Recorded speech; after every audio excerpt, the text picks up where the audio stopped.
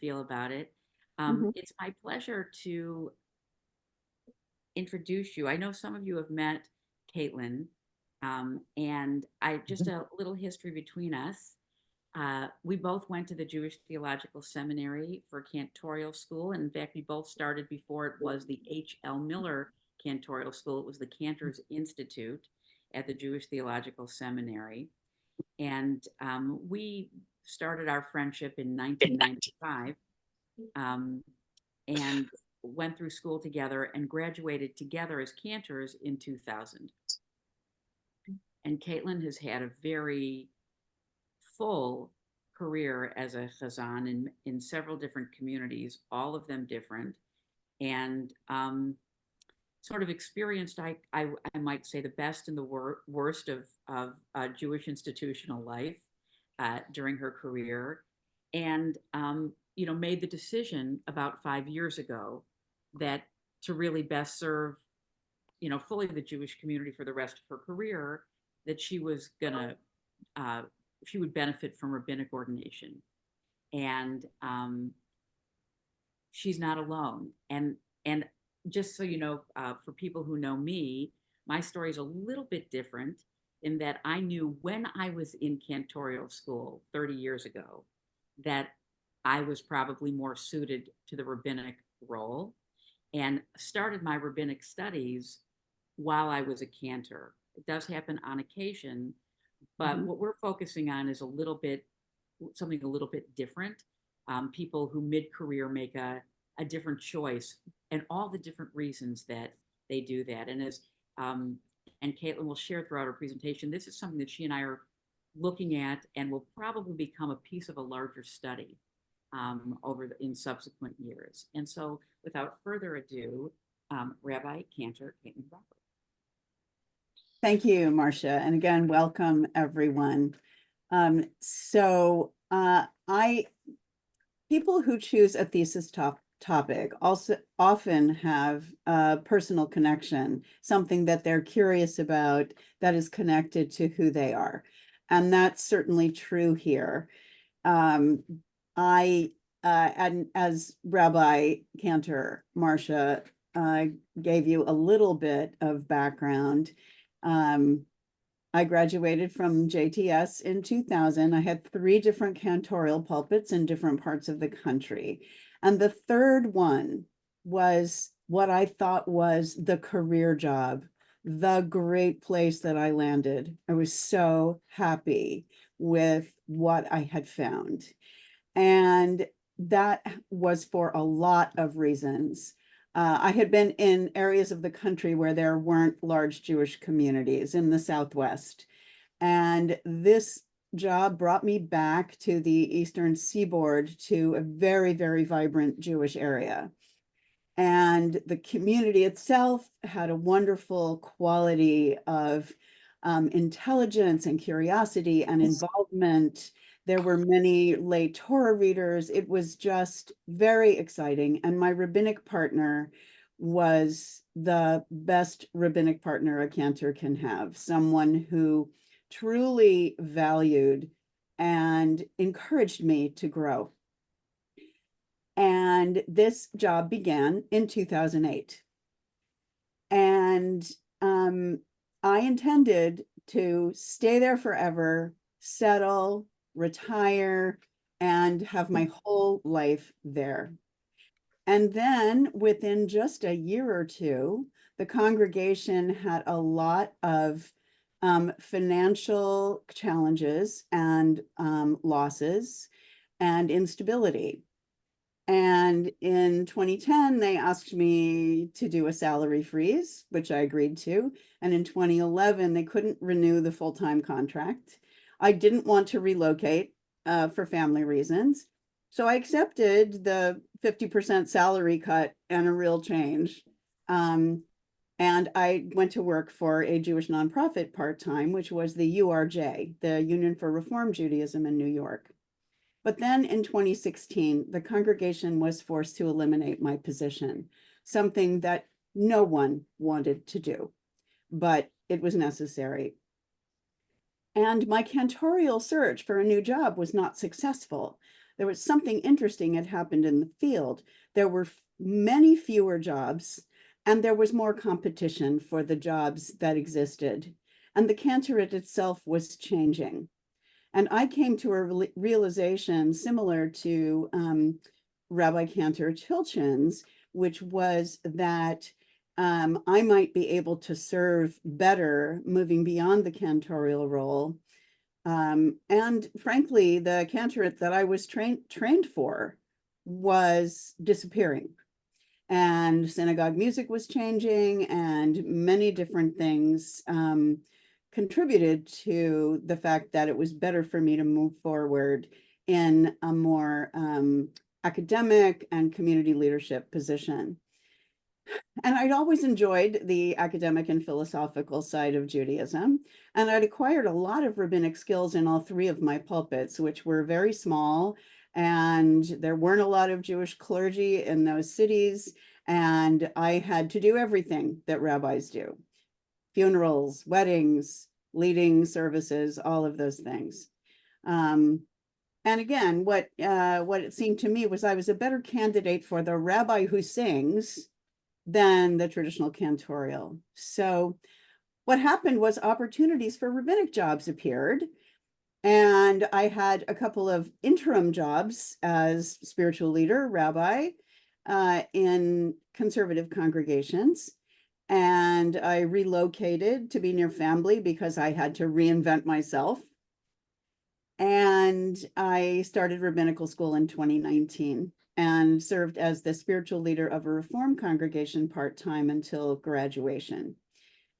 When I was in seminary, when I entered the Academy for Jewish Religion in California, I discovered many other students pursuing a similar path. I did not realize how this path had grown and how many of my colleagues were contemplating this and pursuing it. That started me wondering what was behind that. And post-pandemic in 2022, I noticed more congregations were more willing to hire cantors as spiritual leaders or the cantor rabbis. So I became really curious. What was happening? What had changed? Why were congregations suddenly opening themselves up to spiritual leaders who they would not have considered at an earlier time in their history, or at least considered for the top job? And who were these people who were choosing it? What were their stories? And what did those stories reveal about anything bigger that was going on in the Jewish world? And for me, and also for my advisors, they wanted me to dig into what did I think the actual difference was between a cantor and a rabbi? And is the move from one to the other a real transformation? Is it just a step? Is it just a piece of paper? Or is it an actual transformation? So I'm going to show you a slide from my original thesis presentation. Caitlin, I just want to step in for 1 second. I just want to say the one thing I think that is really important and does play into all of this, which you will talk about, but why was it in 2010 did your dream job need to actually make the switch? And the key has to do with the fact that that congregation was heavily invested with Bernie Madoff.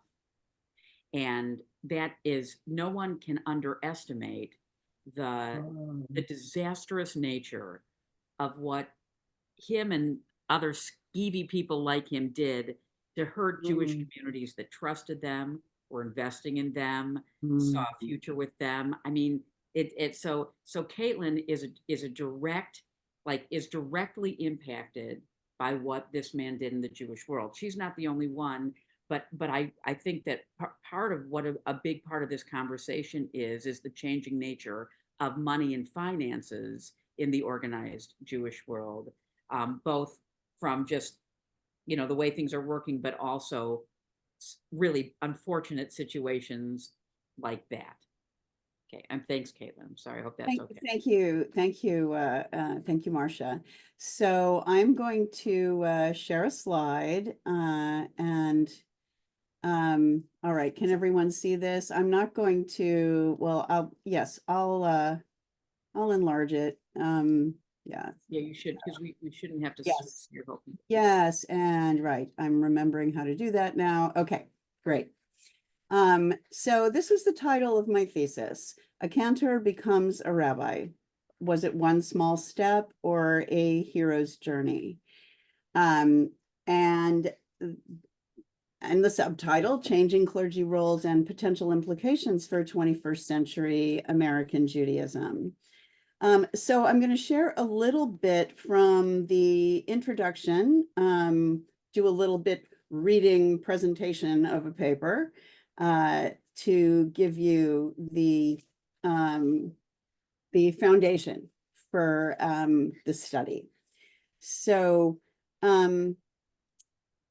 so cantors practice a sacred calling to serve the Jewish people with music and bring holy texts alive. And then this is a beautiful thing. This is a powerful thing. Why then are so many cantors suddenly becoming rabbis? Why would someone who has already spent significant time and money training for the cantorate feel compelled to go back to seminary and obtain another degree and qualification? Is it something any ordained or invested cantor can do in one small step, just a change of title for what they're already doing? Or is it more like the mythical hero's journey, a pilgrimage filled with steep mountains to climb, swift rivers to ride, internal and external obstacles to overcome, soul-searching, ultimately personal transformation? And is it worth the price? Something powerful has to be driving this migration.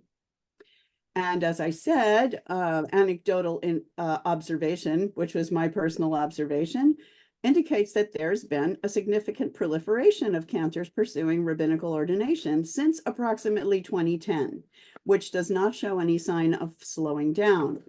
Now, cantors have served as primary spiritual leaders throughout history. In fact, their engagement as such predates rabbis. In the history of American Judaism in the 17th century, the first Jewish leaders who were engaged professionally by those early congregations in what became the United States were cantors. They were not rabbis. If they needed help with a halachic decision, it was possible for them to send a letter to Holland or to Germany or wherever, but that wasn't what they needed day to day. So we're going to jump to the 21st century and a little bit of what the context in which we're really looking at this phenomenon, as Rabbi Cantor Marcia said. So not only did we have the 2008 economic crash, but it's important to remember that the century began with the 9/11 terrorist attacks and the Iraq and Afghanistan conflicts. And the reason why this is important is because it feeds into the crisis of the East Coast Jewish community when 2008 happened and when the Bernie Madoff Ponzi scheme, which is apparently the greatest fraud of all time, occurred, because congregations had already made adjustments, particularly in New Jersey and New York City and the tri-state area, to serve people who had been bereaved or otherwise affected by 9/11, which meant that economically they were supporting a lot of people who could no longer pay membership. They were educating children without bar mitzvah fees.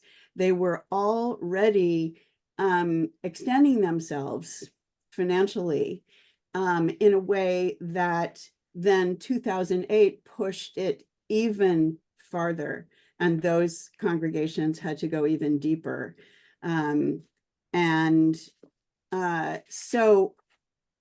So it's the combination of those things, I believe, that started the change in the on the East Coast. And it eventually, because of the economic downturn, this affected all the congregations in the United States.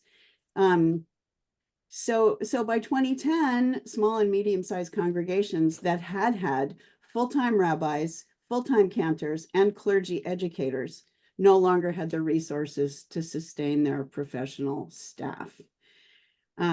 So that is exactly what happened to me and to many other people. And so the person who was retained was the rabbi. And that is a part of a belief system of the rabbi's importance and the rabbi's critical role as community leader. And it makes a lot of sense, but I think it's really always important to look at ourselves in terms of historical myopicism, short-sighted beliefs that really aren't supported by history. I think it's always possible to have that wrong. And it's really only since the 19th century that rabbis have been in this position. It is not the rabbi as community leader, the rabbi on the bima, the rabbi who leads services, the rabbi who is in that public role on the bima and serving is really actually very new. And as I had said, the profession of Hazzan is quite ancient. So the methodology I chose was to interview people who had gone on this journey. People who had been ordained cantors and then became ordained rabbis, just to narrow and clarify the field. There are other people who are in this journey and in these positions, but this was for clarity. And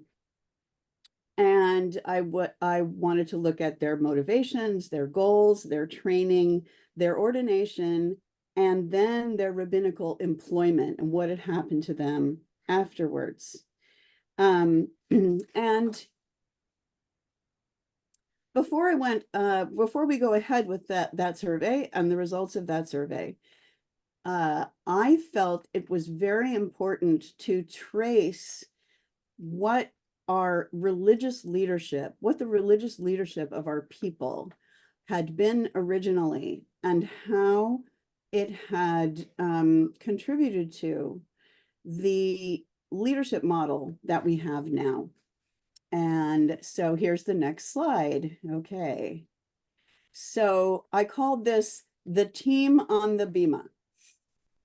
And I discovered that in our history, going all the way back to the temple, that there has pretty much always been, or there have always been, two people on the bima leading whatever religious rituals were being led.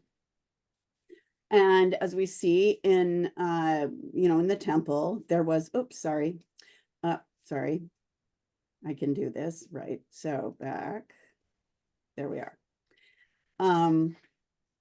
So there was the priest, there was the Levite, there was the high priest, and they were all involved in this, in the ritual. The Levites were expected to provide music, and they were expected to do it beautifully. The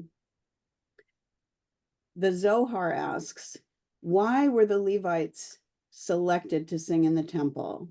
Because the name of Levi means cleaving. The soul of him who heard their singing cleaved at once to God. So our expectations of cantors, I believe, come from this very, very deep place in our people's identity, our people's history, our people's involvement with communal Jewish acts of a religious nature. So just following that history briefly, this model of the priest and the Levite really was pretty much the same all the way up until the destruction of the temple in 70 CE. There had been a brief period when the focus was lost, which was during the Babylonian exile. Sometime during the period between the Babylonian exile and the late Second Temple period, something called a synagogue arose. There's a lot of scholarly speculation, and there are little bits of evidence, but we're not absolutely clear on exactly what that institution was and how it functioned.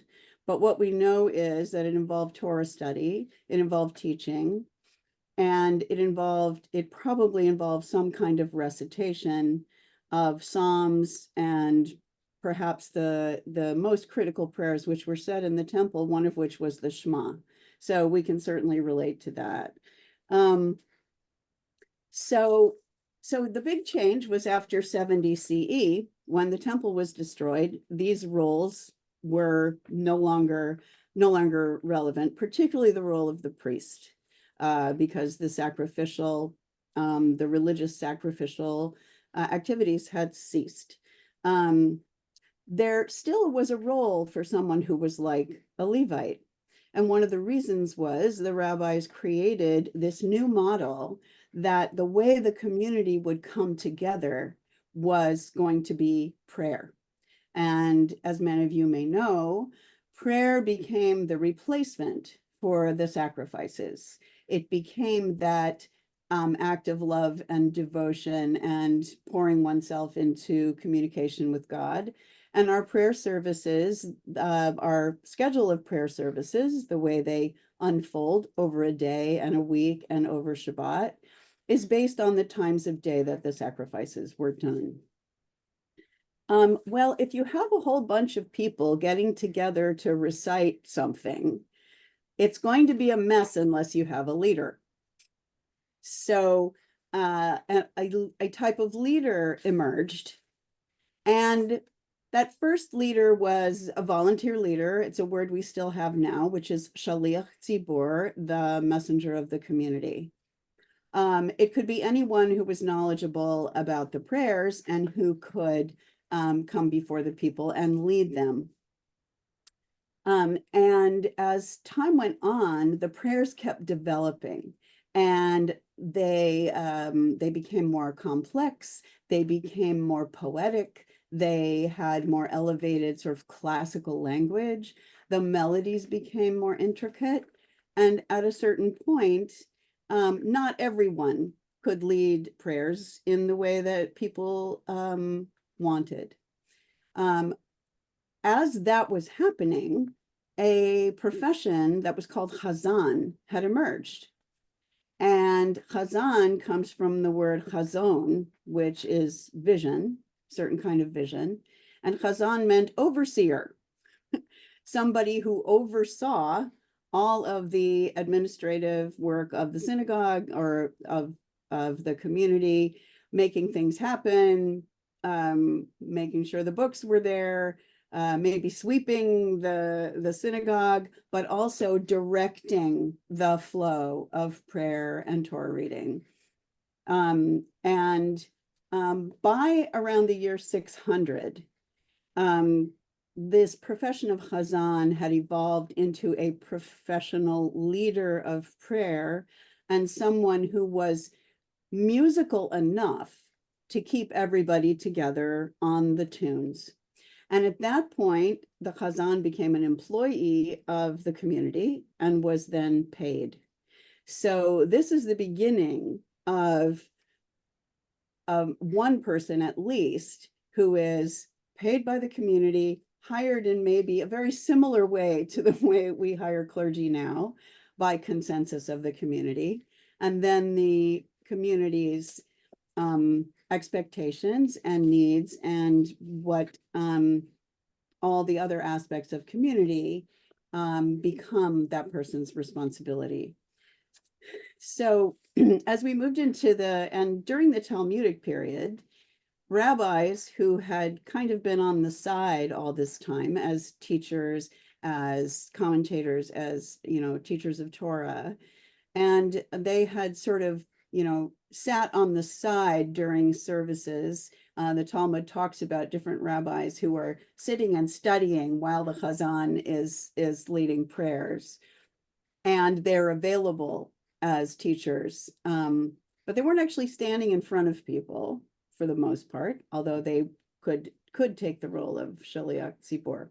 So at this point, there was a role for rabbi and Chazan, but the rabbi's role was not sort of directly on the bima. There was usually someone else who was involved in the bima, and sometimes there was a combination of Shaliach Tzibor and Chazan.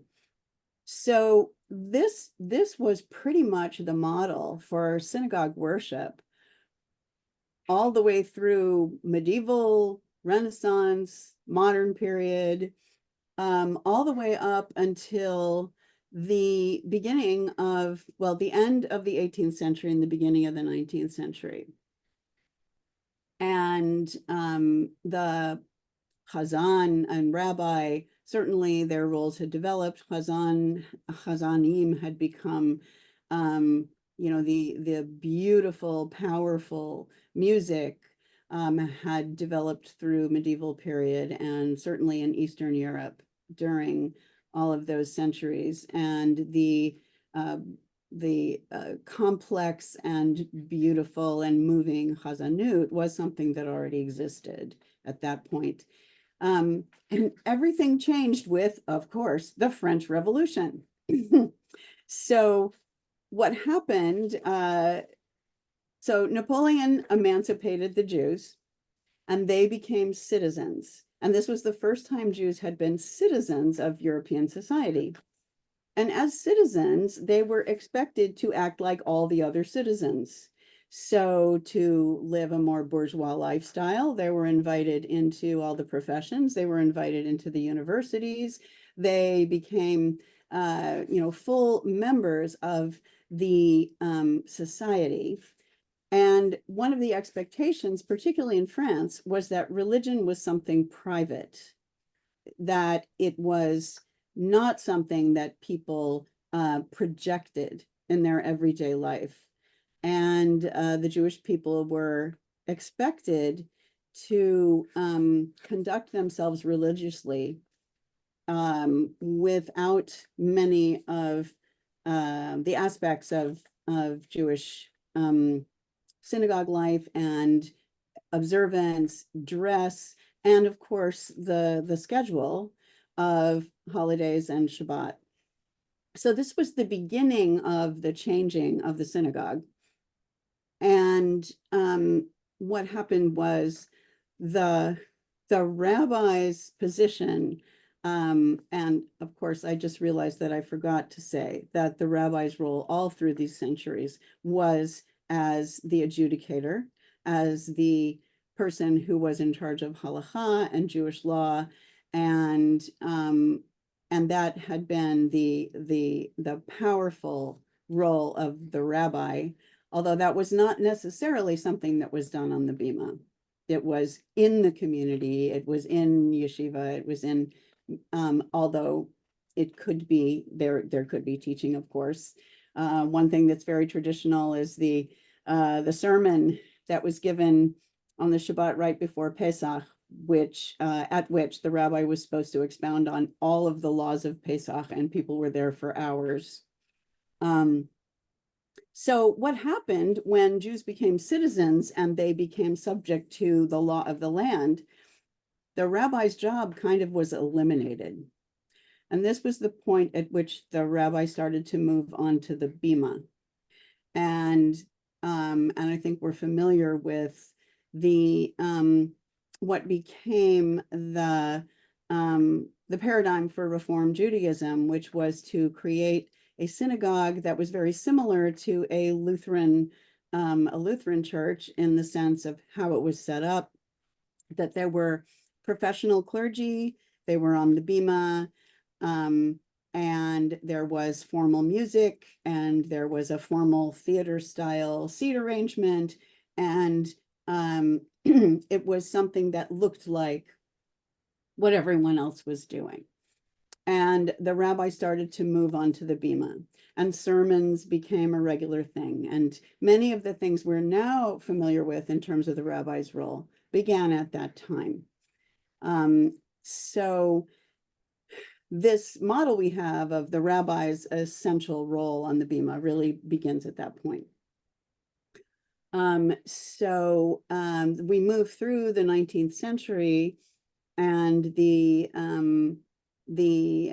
sort of transporting of Reform Judaism to America. And then in America, Reform Judaism had its own evolution. And so during this time, what happened to the music of the synagogue was it became very popular to have an organ and a choir, and the role of the cantor started to diminish. And so the great Chazanim of Eastern Europe were sort of marginalized and sidelined. And they really became just sort of a member of the choir in many ways. They would do a solo, but so would someone else. And so there was a real decline in the role of the cantor until the late 19th century, when the Eastern European Jews started coming to America. And they really loved Chazanim, and they brought the Chazanim back. And then that was a period that really continued until the 1930s of what we're more familiar with, which is the sort of superstar Chazan. And these people were very, very much in demand. But the Chazan, as had been known, someone who was, more pious, more modest, more just devoted religiously, they were marginalized. So then the next milestone that changed the way the Jewish community gathered, of course, was World War II and the Holocaust. And after the Holocaust, most of the cantors from Europe, many, pretty much all of the cantors from Europe had perished in the Holocaust. And the rabbis had, during the late 19th century, created rabbinic associations, and they'd started creating rabbinical seminaries. And this also elevated their status so that they became the primary synagogue leaders, and they became professionalized. After World War II, the cantors started the process of professionalizing, creating a seminary, creating cantorial associations. And then really in the 1950s, the model that we have now was established.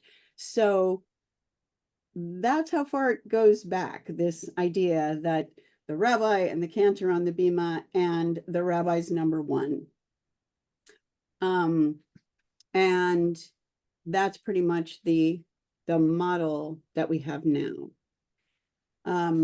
So does anyone have questions about this history and the development of these rules before we go on? Rhea has her hand raised, and then I want to share something. Okay. Mm-hmm.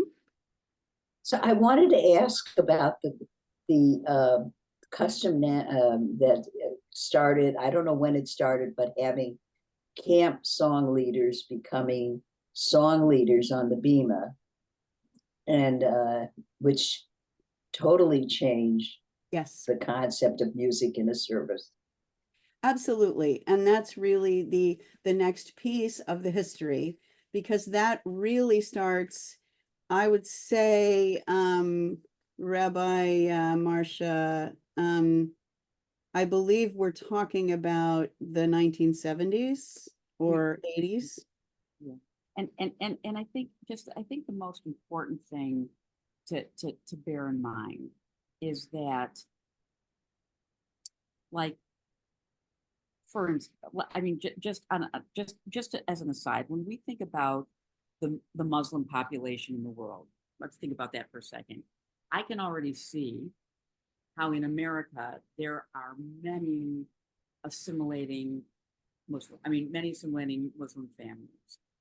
But because there's like a billion, as people continue to migrate and flow and share, the traditionalists, the ones with the history, the ones with the knowledge, all of that, there will always be a constant influx, even though there will be a more modern, assimilated, a growing, Islam in Western countries.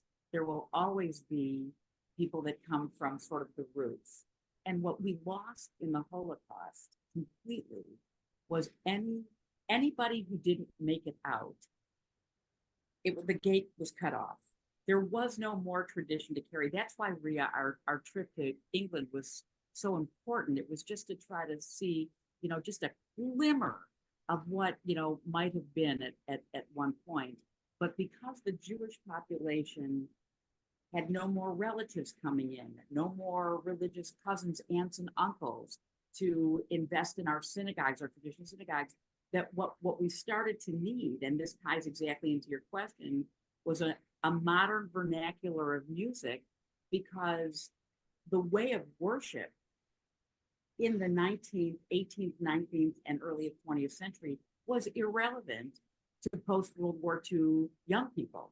It made no sense. No one went to school that way. And in Orthodoxy, which is the only growing movement, they were all about self-empowerment. They did more to kill the Cantorate than anybody. With that young Israel movement, and this is long before Chabad took root and any of that kind of stuff. So it's just very fascinating, all of these dynamics weighing in, the young Israel movement, no more Jews coming in, assimilated America, all that kind of stuff. So it's all tied in. I don't know if you'll agree with that, Katie. Yes, absolutely. And that is really what the next part of the historical section of my thesis,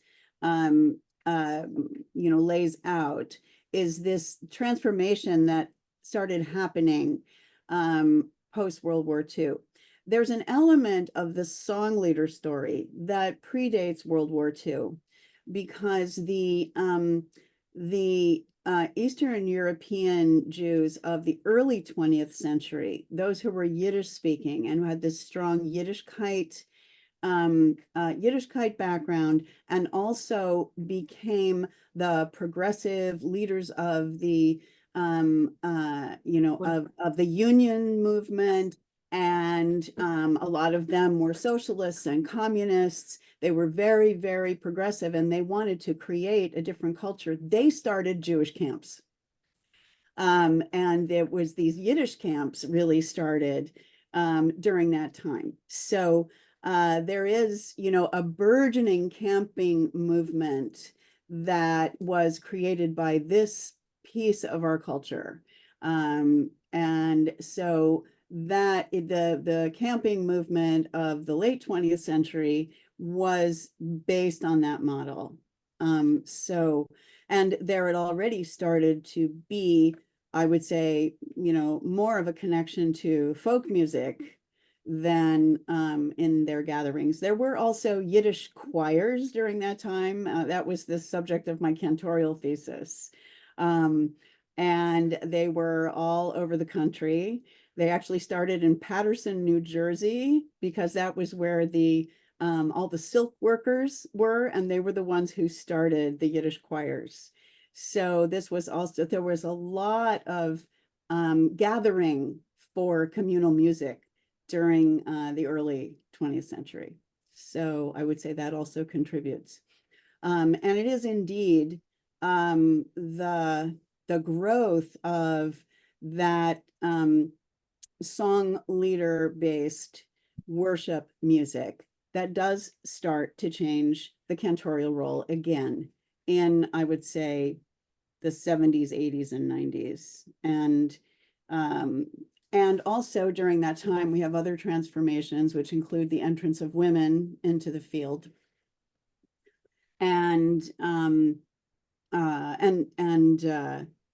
other socioeconomic changes.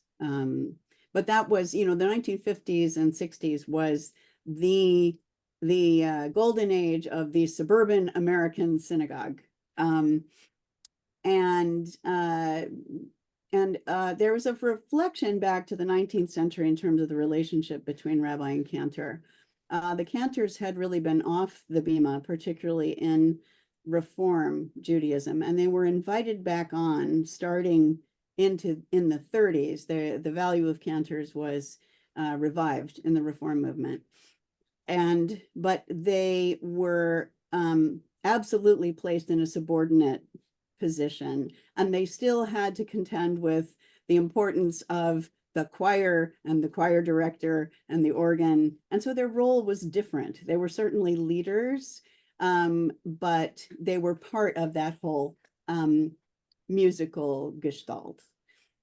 So yes, I would say when Rabbi Marcia and I were in cantorial school, these changes were going on under our feet while we were being trained in the classical nusach-based, text-based cantorial profession, which we were educated in Torah, we were educated a little bit in rabbinic text. I definitely had some Mishnah classes, and we studied liturgy as literature, as poetry, as philosophy, and we became experts in that in that approach to worship and to leadership.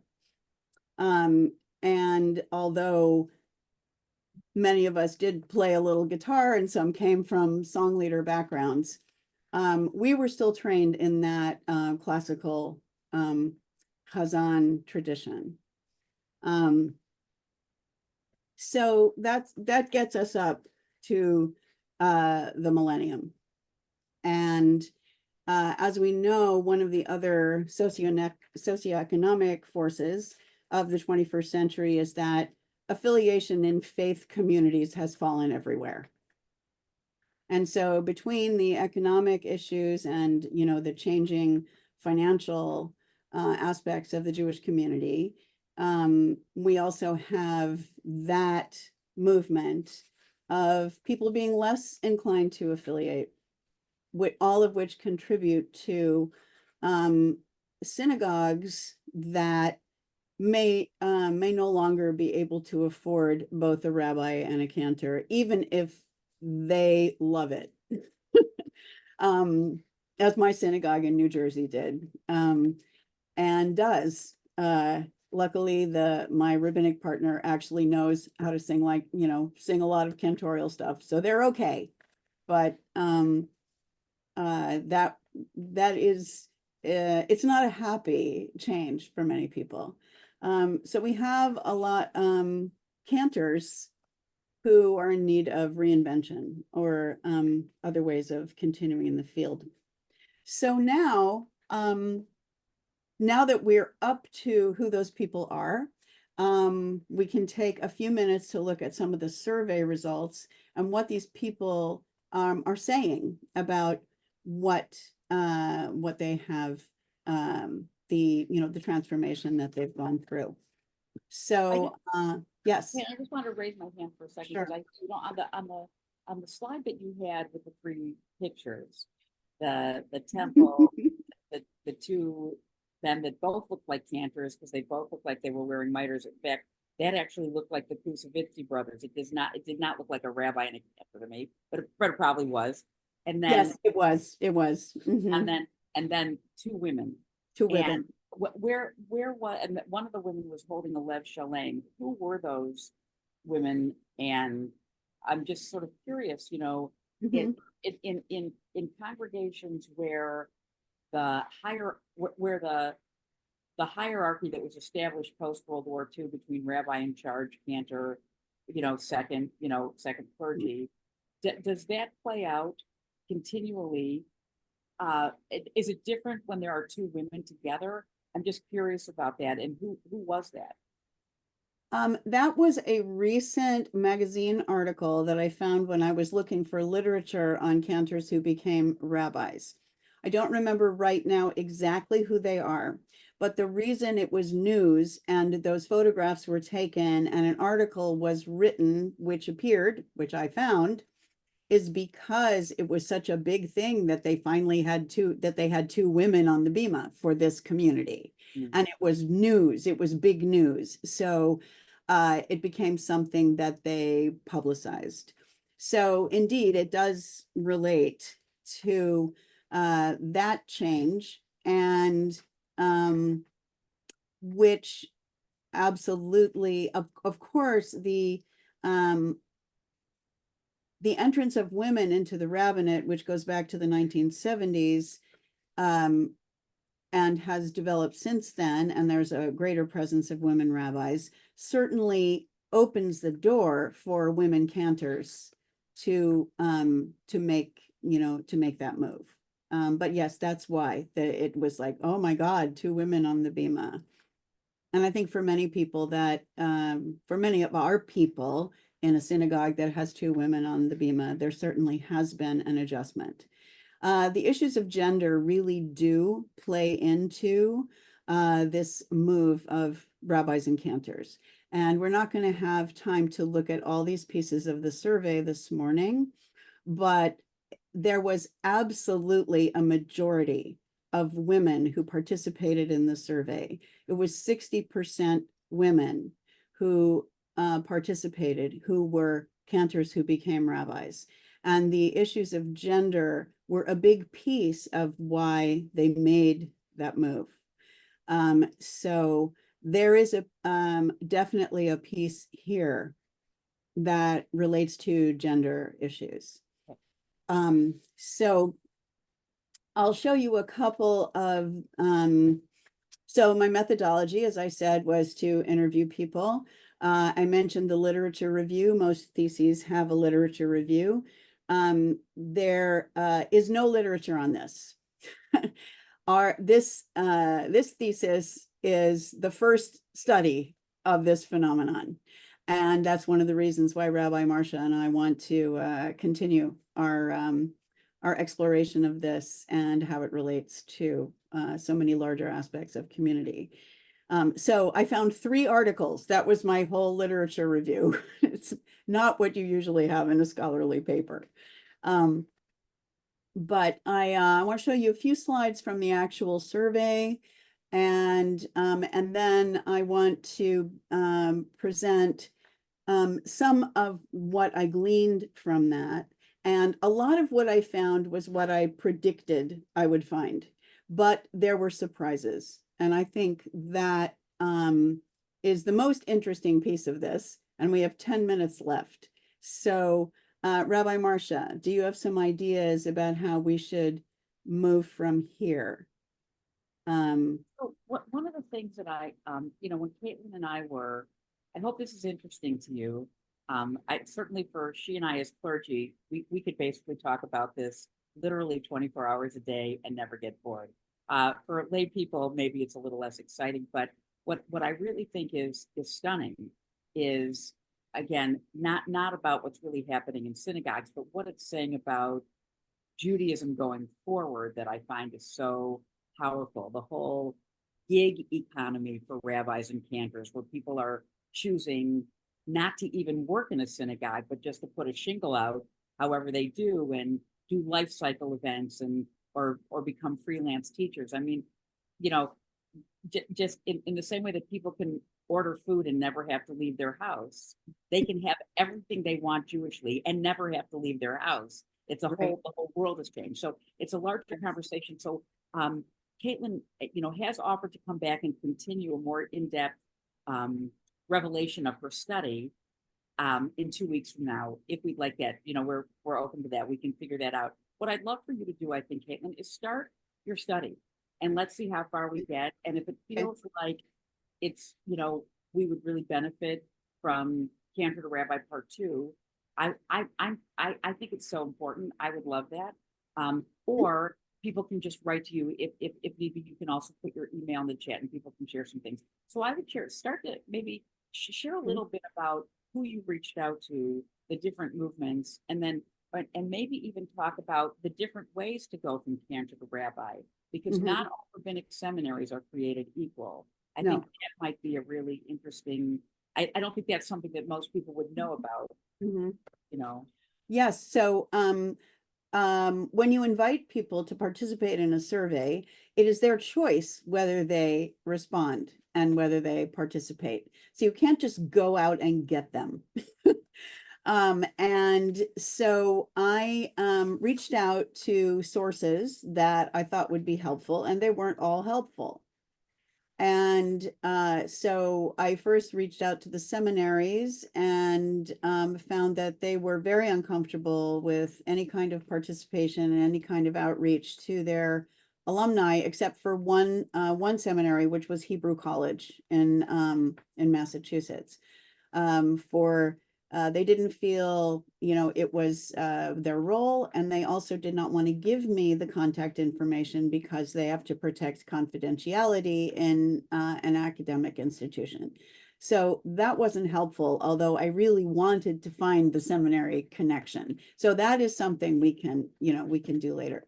So I reached out then to the professional organizations, the American Conference of Cantors, the Cantors Assembly. And the American Conference of Cantors was also not comfortable giving me a direct access to their membership, but allowed me to post on their Facebook page.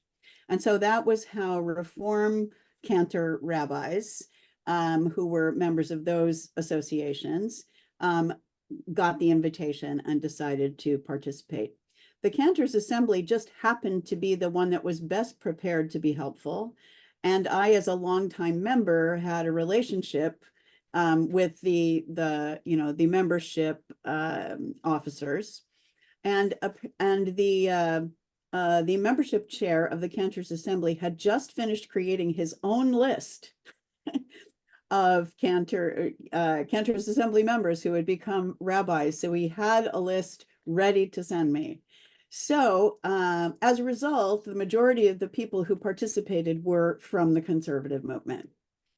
And there's a kind of although, this is a self-selection process, and we need to do more work on how to reach all the people in the field who've gone on this journey. The fact that it was a lot of conservative cantors is significant because the conservative movement has been affected more by all of these forces, the socioeconomic forces, and there are fewer. The conservative movement has, frankly, eliminated a lot more cantorial jobs. So it's a significant population. So 23 individuals participated. It's a small number out of about 75 that I reached out to, but it's considered enough for a beginning sample. And what the initial piece that I found out was my presumptuous assumption that this had started in the 2010s was borne out by the people. Most of them had started this movement between 2010 and 2020. And I also assumed that there'd been a proliferation after the pandemic. That was not borne out. There wasn't a significant, statistically significant group who had started it in this later piece of the 2020s. So my presumptuous assumption there, which requires further research, is that the change there was in congregations, that congregations had become much more willing to hire them. And that was something that became known because they were posting jobs everywhere. And I do want to show you a little bit of the survey, but that actually ties into something that Rabbi Marcia mentioned, which is that the gig economy and the economics of synagogues have created a shortage of rabbis who are interested in congregational positions. So that's a piece of the congregational change. So I'll show you a couple of, we'll start looking at the slides from the actual survey.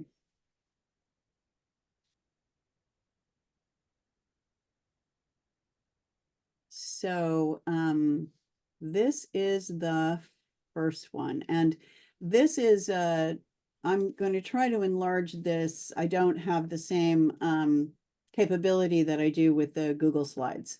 Caitlin, we're not seeing anything. It just says, Caitlin, start sharing, but it's. my Okay, screen. very Yeah. good. Okay, very good. So I'll do that again. Thanks for telling me. Okay, my screen share. All right. So go back into share. All right, it says that this is selected. So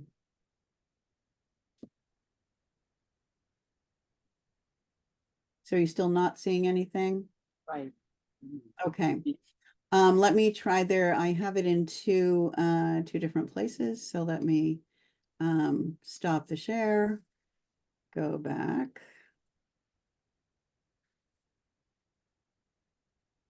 Right, let me try this one. There it is. Do you see it? Yeah, the other one was more enlarged. I hope you can see this a little bit. So this was, why did you decide to become a rabbi after being a cantor?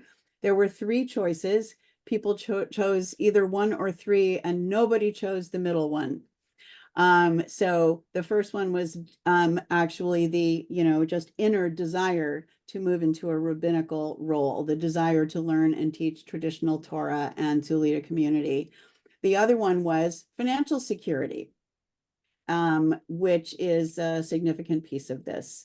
Although cantors can be hired in rabbinical roles, they are generally not paid what a rabbi would be paid in the same situation.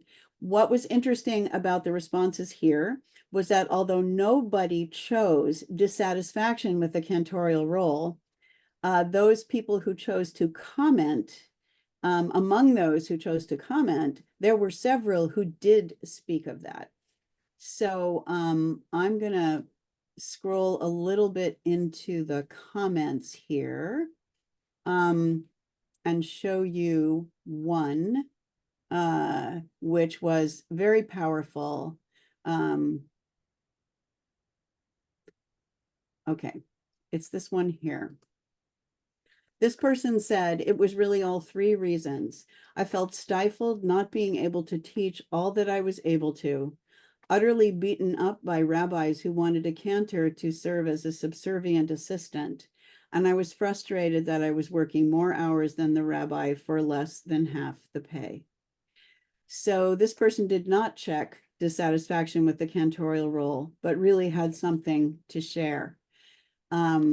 Many people spoke of financial security.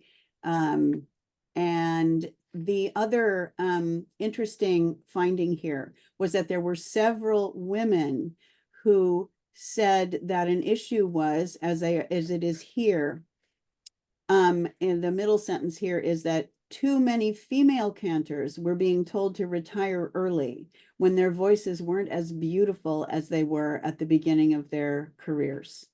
So here's where some of the interesting gender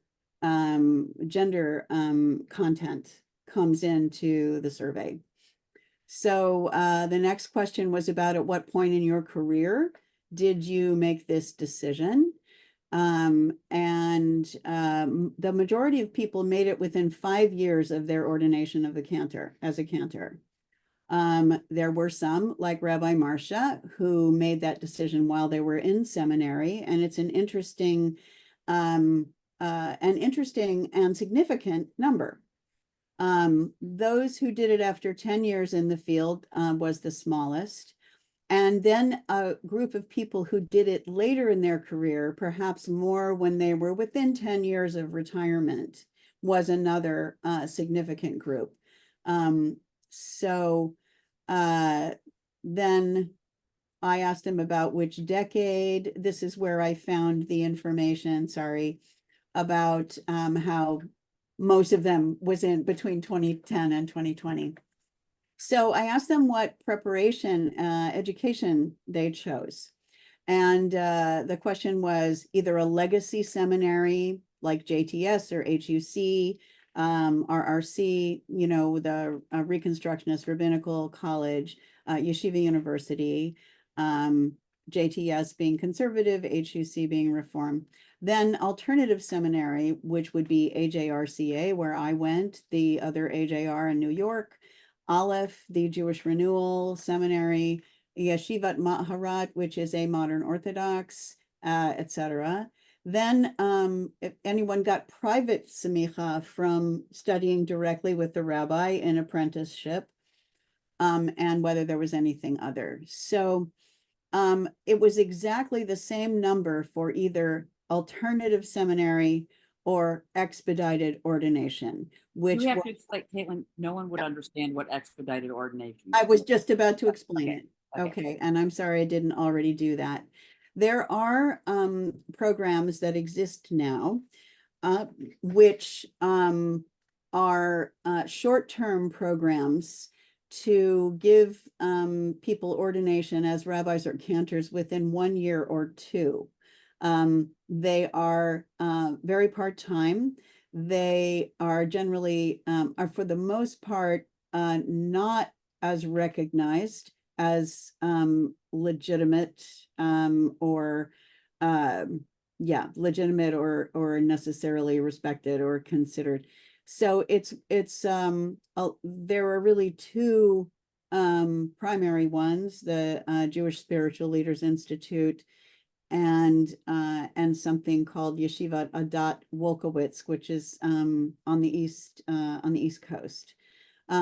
Rabbi Marcia, do you want to say anything else about those do. programs? So, yeah, so, like, basically, if you can stop sharing for 1 second, I Yes, just of want course. Absolutely. to, and I'm gonna bring this together.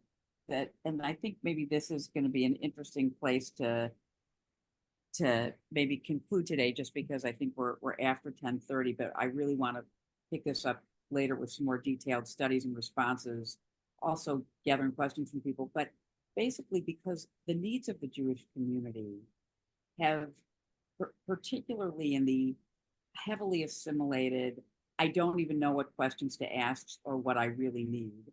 It would be hard to know the difference between, a stunning Talmud scholar who's doing your funeral and a lovely person who can read Hebrew and knows how to daven and can do a beautiful funeral because they can write a wonderful eulogy. You know what I'm saying? Meaning, para clergy are very needed, and you don't need somebody with 6 or 7 years of seminary or who's a master liturgist to do a wedding or to do basic things. So Jewish Spiritual Leaders Institute was really created in my mind as a paraclergy opportunity to help people in smaller towns who had some skills, who could read Hebrew, who knew how to, could sing a little bit, to be able to within a year basically learn how to be an officiant at maybe britot, baby namings. I don't even know, maybe doing a bar mitzvah, depending on what skills they come with, a wedding, funeral, that kind of thing. So that's, most cantors, by the way, already know that. So that seminary is really, many of the people I know that have gone there are really lay people who wanted to learn more and serve their communities. However, there have been a few communities who loved their cantors and sort of, went through a series of ineffective rabbis and said to that cantor, look, you should be our rabbi. And we don't care how much Torah you know. We don't care if you write a thesis. We don't care about that. We just want you to have a title. And Caitlin and I have a few colleagues who just basically paid the money, went to JSLI, might have learned a few things, but really are already working, got the title, and are serving and are called rabbi in their communities. So it's a very different thing than going to school for 4 years and really working on your biblical Hebrew and becoming, more comfortable with Jewish law codes and the basic things that you'd want to know to really to really embrace that title fully. Yeshivat Wolkowitz, I don't really know a lot about it. I think it's an at your pace kind of thing where Yes. you have to study and whatever. And actually, the rabbi who was serving the Tree of Life Synagogue when the shooting happened in 2018 was a cantor who had been a member of the Cantor Assembly, who had gotten his smicha from that yeshiva. And he was, and he was serving this it was a shrinking congregation, and he happened to be there, and, was sort of, and again, was a very knowledgeable guy anyway from his cantorial studies. So it's the people who choose to go to these come with a range of backgrounds, no judgment, but just explain it's very different than what we call a full and rich seminary, be it legacy or alternative, like that. I don't know, Caitlin, does that sound like an accurate description? Yes, absolutely. And there is another group who pursued these these Cantor rabbinic degrees starting in the late 90s, and those were LGBTQ people who were not admitted to JTS at the time. And we actually personally know a few of these people who were not willing to be closeted and go to a rabbinical school. So they started doing bar mitzvahs and things like that, and then were able to go to JSLI and call themselves rabbi. And although the rabbinic degree from those programs is not recognized professionally, it is legal. So it is a legal title that these people can hold. So I think we probably need to stop there for today. I want to take a time for a few questions that you might have. By the way, I just want to say that that's another really interesting thing. There is no bar or dental exam or medical exam that you have to, I mean, that's one of the problems in spiritual leadership. Who really is a pastor? Who really is a rabbi? Who really is a cantor? What's the difference between a soloist and somebody who, went to a seminary or trained at the feet of their cantor all their lives? It's part of the fact that there is no standard except what a synagogue will hold itself to. That's why it's important.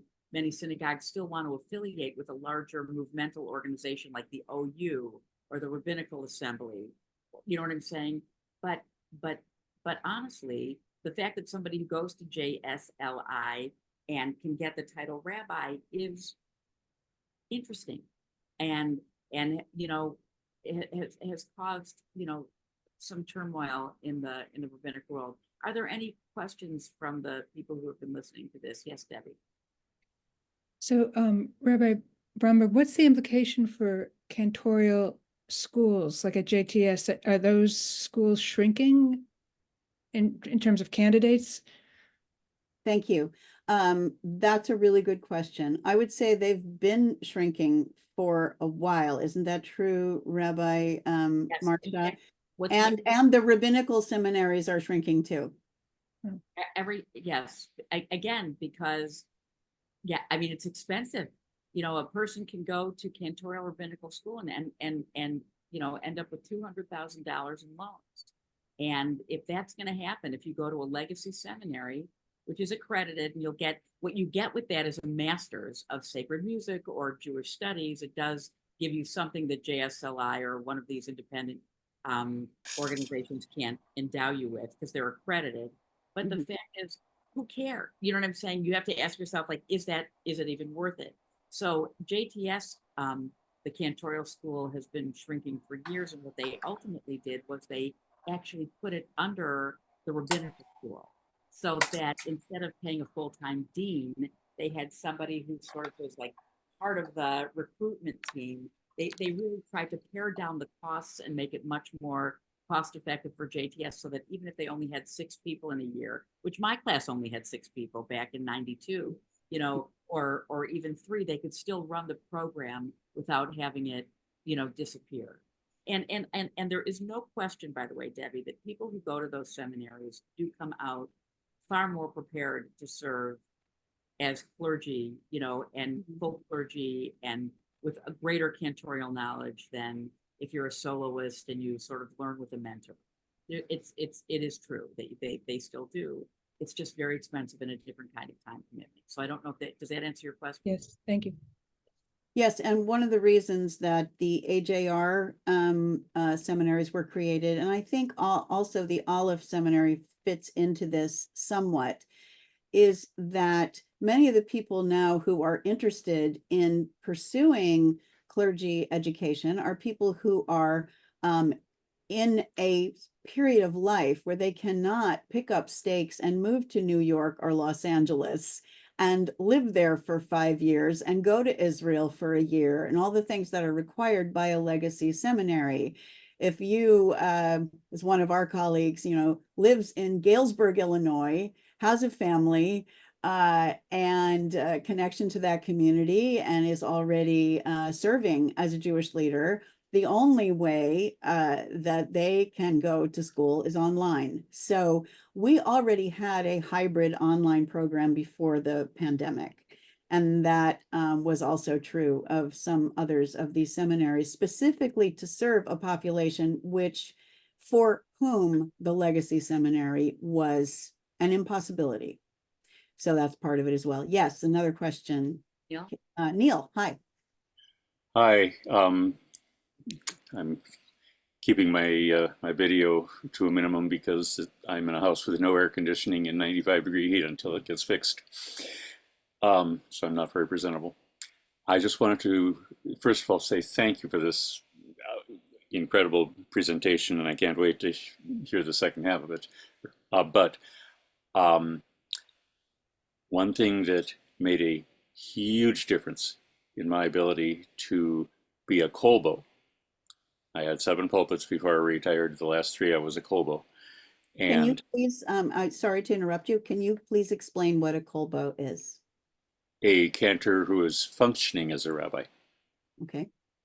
the sole leader. Mhm. Literally, I believe the straight translation is do everything. Right. But along the way, in my cantorial, after I left JTS, I accumulated 5 units of CPE, clinical pastoral education. The direct result of that has been not only that I've done some chaplaincy in even prisons and in military bases, as well as hospitals and nursing homes, and of course for my own congregants sitting in 7 congregations, but the direct result of that has been that during the exit interviews from 6 of those congregations, the place where I got the highest positive remarks was in pastoral care, even when I was a cantor working with the rabbi, and certainly during the last 3 where I functioned as if I was the rabbi. Mm. And whether or not they liked my sermons, whether or not they liked my Bema style, they loved my pastoral care, and I attribute it all to the chaplaincy training and would strongly recommend that that be urged on all cantors and rabbis to get at least some CP, because it just opens your mind to a whole new way of interacting with people. And gives you a whole skill set. And I think there is an art and a science to really being a pastor and someone who can provide spiritual care. And it does give you a skill set, which is very powerful. And and I think this is where we'll close. One of the things that the AJR, where Caitlin went, which, again, what you're not going to find at AJR, which you'll find at HUC and JTS, NYU, are they may teach there, but on faculty at these larger universities are PhDs who spent their the kinds of teachers that teach for these more itinerant seminaries are people who do that while they're doing something else. This isn't their sole livelihood. It's just a different kind of learning gathering space. But what they did was they made every one of their cantors and rabbis do a full unit of CPE, which JTS did not do when Caitlin and I were students there. It I was did recommended, and some people chose it. but not but it because that's what people really need in their clergy, is somebody who can do that. Because if anyway, there's so much more to say, but Neil, I really appreciate that input, and I think that that's where we'll wrap up for today. We're going to continue this conversation. Think about the questions that you have. Caitlin, can you put your email in the chat Yes, that if people wanna absolutely. share something with you or ask you a question, whatever. Absolutely. I actually, I am such a new rabbi, about 3 weeks now, that I don't yet have an email address that says rabbi. So this is my Cantor email address. So here you go. I, for one, would love to hear another session of this. Absolutely. Thank you, Sandra. Caitlin, I think that might be sending, okay, there you go. That was just to me. So you Oh, wanna, sorry. Let me do that to everyone. Very good. Okay, everyone in meeting. All right. and Caitlin's new rabbi will put rabbinic email address will probably be for her congregation in Modesto. She's going to be the chief rabbi, literally the chief rabbi of Modesto. Yes, we're still in negotiations, so please keep that keep that within this circle. But yes, I will be the chief rabbi of Stanislaus County, California. God willing, that the process concludes to the satisfaction of all. Yes, thank you. Everybody, thank you. Congratulations. Thank you. And wonderful to see you. And I will send an email about next week's scholar. I'm talking to a few people. I'm hoping somebody very special will be doing something on Israel, but still waiting to confirm from him because he's moving to Boston. So I'll let you know as soon as I can. We'll see Caitlin in 2 weeks. And Thank you, everyone. And then Cantor Matt on the Thank 20th. Take care. All right. Thank you very much.